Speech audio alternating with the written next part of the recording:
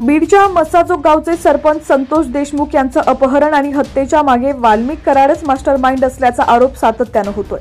मात्र हत्येशी कराडचा संबंध असल्याचा एकही पुरावा आतापर्यंत पोलिसांच्या हाती लागलेला नाहीये। मात्र आता वाल्मिक कराडच्या अडचणीत वाढ होताना दिसतेय।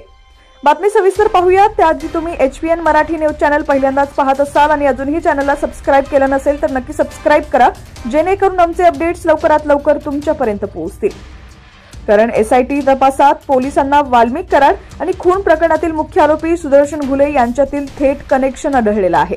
त्यामुळे वाल्मिक कराडचा संबंध संतोष देशमुख यांच्या हत्येशी जोडला जाऊ शकतो। पवन चक्की कंपनीच्या सुरक्षा रक्षकाला मारहाण केल्याच्या प्रकरणातून सरपंच संतोष देशमुख यांची हत्या झाल्याचं प्राथमिक तपासात समोर आलंय।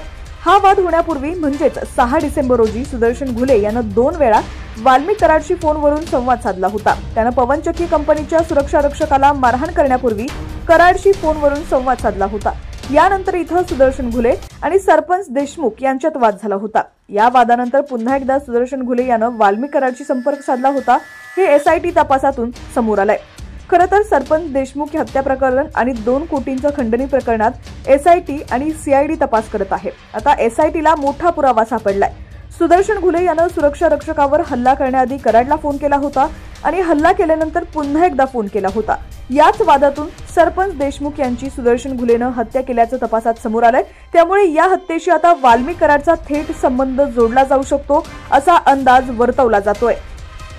याआधी खंडणी आणि खून प्रकरणातील आरोपी विष्णू चाटे यानं वाल्मिक कराड विरोधात मोठी कबुली दिली आहे। वाल्मिक कराडचं आपल्या फोनवरून कंपनीच्या अधिकाऱ्यांशी बोलणं झालं होतं अशी कबुली चाटे यानं दिली होती। यानंतर आता सुदर्शन घुलेबाबत मोठा पुरावा पोलिसांच्या हाती लागलाय। त्यामुळे वाल्मिक कराडच्या अडचणी वाढताना दिसतायत। लवकरच SIT हे पुरावे कोर्टात सादर करणार आहेत। त्यानंतर वाल्मिक कराड यांचा सरपंच खून प्रकरणात नाव जोडलं जाऊ शकतो।